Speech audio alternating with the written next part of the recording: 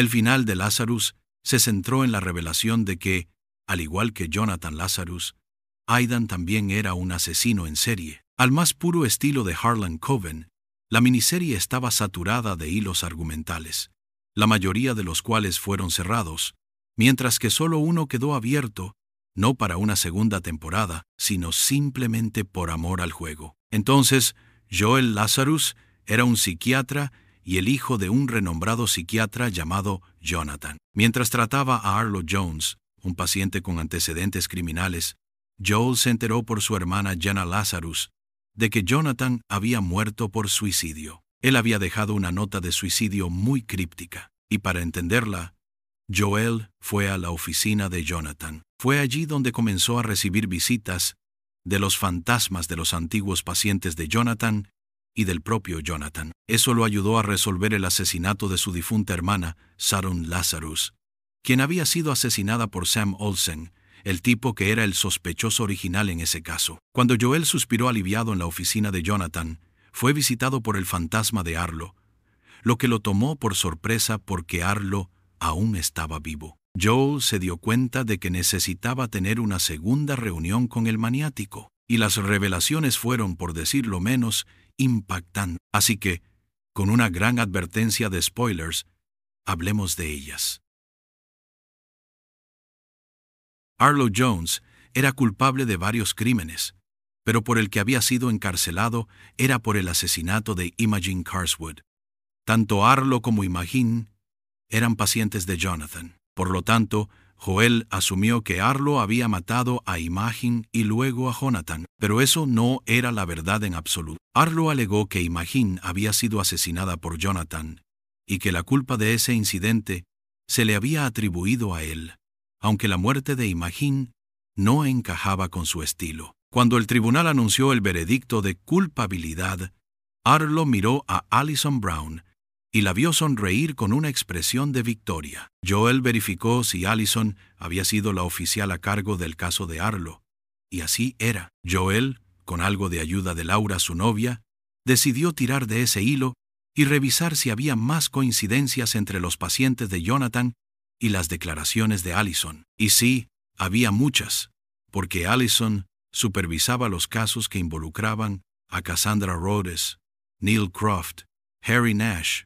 Father Frank, Imogen y Arlo. Joel recordó que cuando conoció al fantasma de Harry y mencionó su nombre frente a Alison, ella fingió que no sabía nada de él, aunque había dado declaraciones a la prensa sobre su muerte. Eso significaba que estaba encubriendo al verdadero asesino. O tal vez ella misma era la verdadera asesina y estaba cubriendo sus propias huellas culpando a otras personas. Después de recopilar los documentos de todos esos casos, Joel se los presentó a su viejo amigo y colega de Alison, Seth McGovern, y alegó que Alison había matado no solo a los pacientes de Jonathan, sino también a Jonathan. Por supuesto, Seth rechazó esta acusación contra su jefa y se negó a investigarlo, porque eso pondría en peligro su propia carrera. Sin embargo, cuando vio que Alison estaba conectada con cada paciente de Jonathan, se dio cuenta de que Joel estaba en lo cierto. Por lo tanto, ambos decidieron confrontar a Alison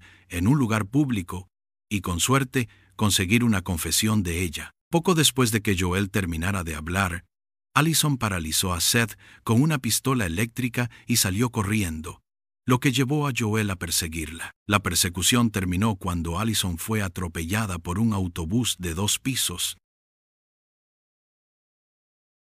Antes de huir de Joel, Alison le había advertido que dejara de investigar este asunto. Ella le mostró una cinta que contenía una grabación de Jonathan y Alison antes de la muerte del primero por suicidio, y básicamente le dijo que, aunque Joel estaba en el camino correcto respecto a los asesinatos y los encubrimientos, la verdad real lo devastaría. Cuando Alison yacía bajo el autobús de 2 pisos con la cabeza completamente destrozada, Joel tomó la cinta, la llevó a la oficina de Jonathan y la reprodujo en la grabadora que Jonathan usaba para grabar cada sesión. Mientras Joel la escuchaba, su peor temor se hizo realidad.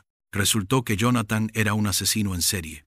Aparentemente, después de la muerte de Sutton, algo se había roto dentro de Jonathan, así que, cuando Cassandra mató a Neil justo frente a él en su oficina, Jonathan la ayudó a deshacerse del cuerpo. Pero cuando sintió que Cassandra podría exponer su implicación en la eliminación del cadáver de Neil, Jonathan asesinó a Cassandra. En los casos de Harry e Imogen, Jonathan sintió que ninguno de ellos podía ser reparado y, por lo tanto, decidió liberarlos de su miseria. Después de eso, con la ayuda de Allison, consiguió sospechosos creíbles para asumir la culpa y asunto resuelto. ¿Por qué Allison ayudó a encubrir las huellas de Jonathan? Porque resolver esos casos le otorgaba los ascensos y el reconocimiento que anhelaba. Para ser claros, ella no sabía exactamente que lo estaba encubriendo. Simplemente creía ciegamente en Jonathan, pero el video de confesión del padre Frank, que había grabado antes de su suicidio, la obligó a ver la verdad sobre Jonathan, incriminando a otras personas por sus propios crímenes. Después de todo eso, Allison le presentó a Jonathan dos opciones: confesar sus crímenes e ir a la cárcel junto con ella, porque era casi tan culpable como él, o morir por suicidio. Todos sabemos que Jonathan eligió la segunda opción. Escribió una carta de suicidio de 2 páginas. La primera mitad fue quemada por Allison, probablemente para ocultar el papel que había jugado en las atroces acciones de Jonathan, y luego, él se disparó después de intentar llamar a Joel.